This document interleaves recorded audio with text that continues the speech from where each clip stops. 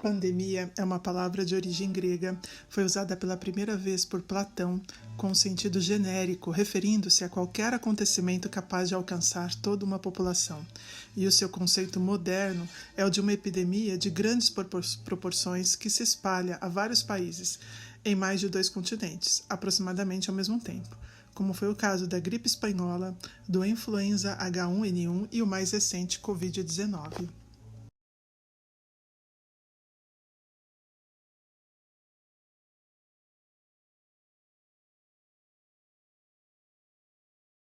Para nos ajudar nesse momento, não é importante explicações simplistas, já que a nossa sociedade é um sistema complexo e o vírus também é complexo. Então, é muito importante informações de qualidade.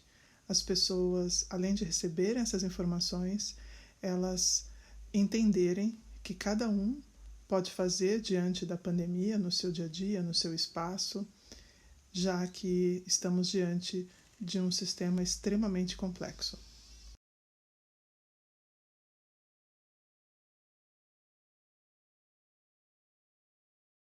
Os vírus são parasitas intracelulares obrigatórios. Eles não têm célula, são cápsulas proteicas com material genético, mas eles dependem de uma célula para ter o seu metabolismo, aquele conjunto de reações químicas que o mantém vivo. Então, o vírus obrigatoriamente precisa ficar dentro de uma célula. No caso do Covid-19, do coronavírus, isso não é diferente. Algumas pessoas comparam com o vírus de uma gripe comum, dizendo que ele é só 1% mais letal. 1% significa muita coisa, se esses dados estiverem corretos realmente. Então, 1%, 2% parece pouco, mas não é. Lembrando que tratamos de um sistema complexo.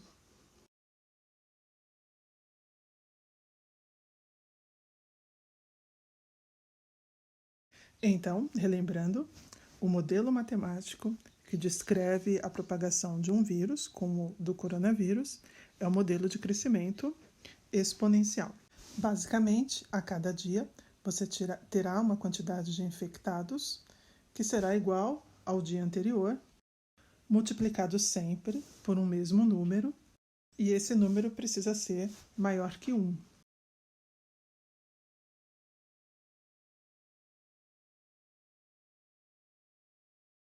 Crescimento exponencial. É o tipo de crescimento que ocorre na pandemia, no coronavírus. Então, vamos dar um exemplo. Esse é um gráfico de curva de crescimento exponencial, e se você já estudou funções no primeiro ano, se você já passou pelo primeiro ano, provavelmente você já estudou esse tipo de modelo, que é a função exponencial. Vamos dar um exemplo. É essa linha verde, o nosso crescimento exponencial. Vamos supor que uma pessoa foi contaminada hoje. 2 pessoas foram contaminadas hoje. Vamos fazer um cálculo, imaginando somente essas 2 pessoas. Primeiro dia, 2 pessoas. Vamos multiplicar por 2. Segundo dia, 4 pessoas. Terceiro dia, 8 pessoas. Próximo dia, 16 pessoas. No quinto dia, você terá 32 pessoas. Você pode pensar que é pouco, mas se você imaginar 10 dias, 1.024 pessoas. Se 10 dias são 1.024 pessoas, quantas pessoas estariam contaminadas no final do mês, 30 dias depois? É um número bem preocupante.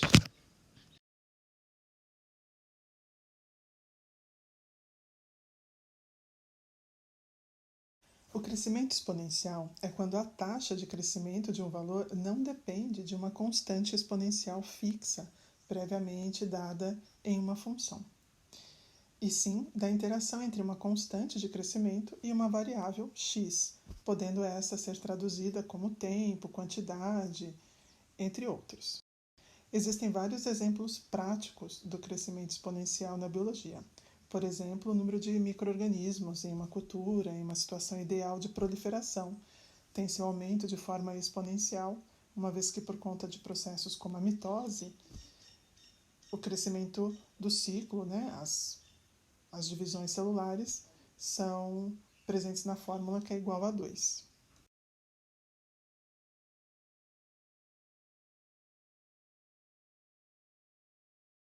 Os sintomas do coronavírus são bem específicos.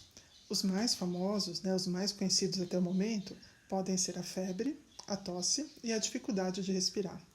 Lembrando que algumas pessoas são assintomáticas, outras pessoas apresentam nesse primeiro momento de contaminação apenas uma alteração nos batimentos cardíacos, outras pessoas também podem começar apenas com uma dor de garganta.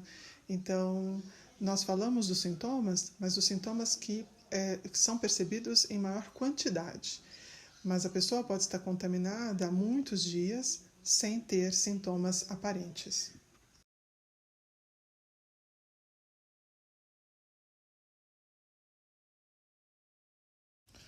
Como estamos falando de um sistema complexo, num primeiro momento, esse sistema, numa primeira ordem, as pessoas pegam o vírus, num segundo momento, os idosos, as pessoas mais frágeis, as pessoas que estão convalescendo de algum outro problema de saúde, né, ou fazendo determinados tratamentos, vão ser cada vez mais contaminados. E aí podem faltar leitos. Num terceiro momento, você tem a contaminação dos médicos, dos enfermeiros, de todos aqueles que lidam de forma direta e indireta com as pessoas que estão contaminadas. E aí, então, você vai ter um caos no sistema. Então, faltam leitos para tratar as pessoas que estão, por exemplo, num caso de parto, pessoas que infartaram, pessoas que sofreram determinados acidentes e as outras doenças que existem. Por isso que é tão importante o mecanismo de prevenção. A prevenção ainda é o melhor remédio. Então, lembrem-se, prevenir sempre.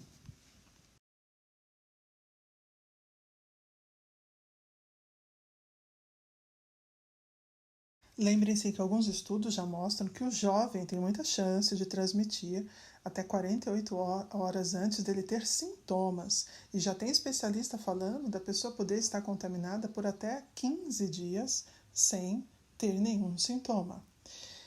Então, é bem importante a prevenção e se você tiver alguma dúvida, você pode buscar fontes confiáveis, como, por exemplo, esse aplicativo do SUS, que é o Coronavírus SUS, aí na imagem, ou então no posto de saúde mais próximo da sua casa.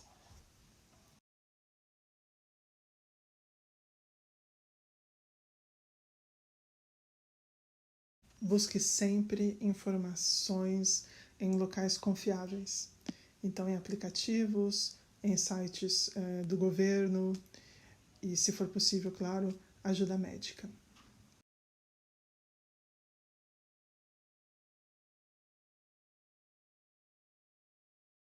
Prevenção é tudo. Lavar as mãos o tempo todo, evitar contato físico com as pessoas, isso é de extrema importância. A higiene. Agora, caso você ache, que está contaminado, você utiliza máscara, você procura ajuda, lembrando que você deve evitar aglomerações, deve evitar contato, com as pessoas, para evitar contaminar novos indivíduos.